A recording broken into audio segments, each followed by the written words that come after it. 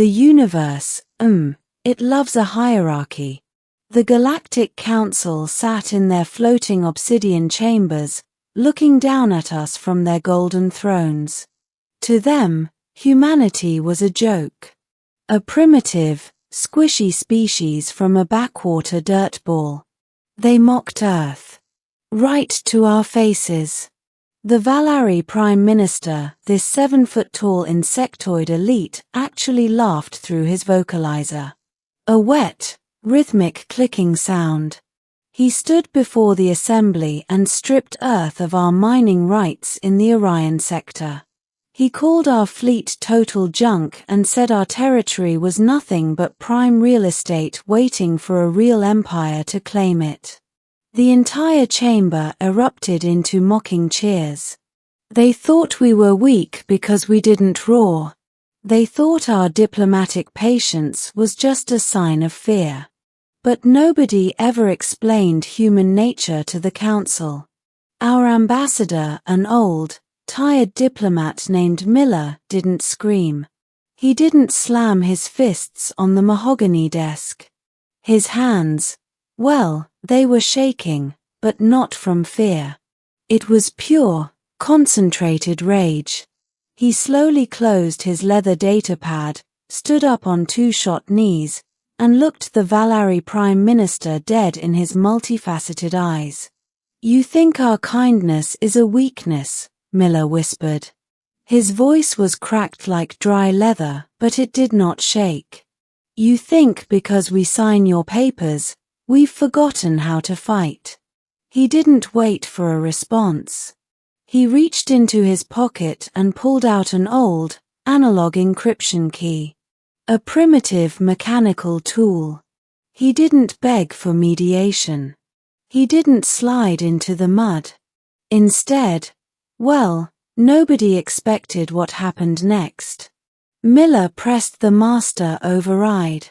"Effective immediately," Miller said, his gravelly voice echoing through the silent chamber. "Humanity terminates every single treaty. Overnight. No more trade. No more shared intelligence. No more defense pacts. Total isolation." The council laughed. They thought we were committing suicide.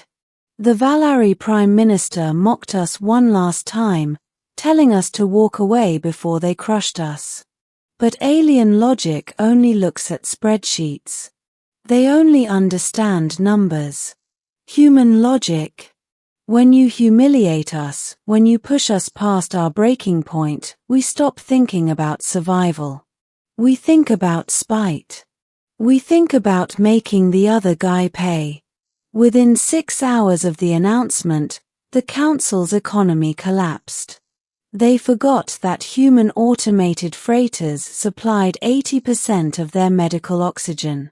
They forgot that our outer rim defense grids were the only thing stopping rogue black hole anomalies from swallowing their core worlds. By midnight, their luxury spires were freezing cold. The air inside their pristine cities bit into their lungs like shards of glass. The Valari sent a boarding party to seize our nearest supply station on the border.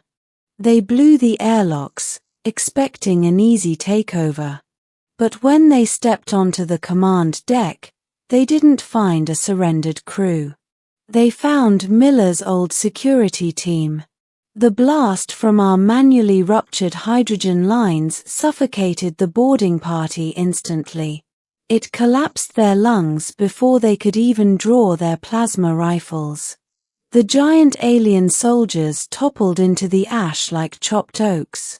Through the tactical monitors, Miller broadcasted a live feed of the burning wreckage directly to the council chambers.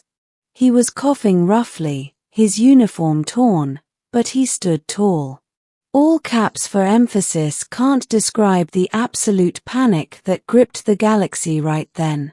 For the first time in history, the council broke formation. Warlords scrambled to send apologies. Prime ministers begged for renegotiation. But the door was already shut. The equations were broken.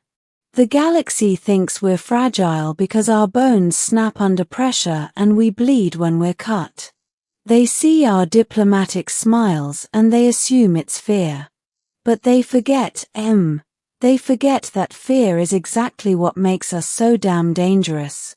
Because when a human has absolutely nothing left to lose, and no treaties left to bind them, that is when the real fight begins.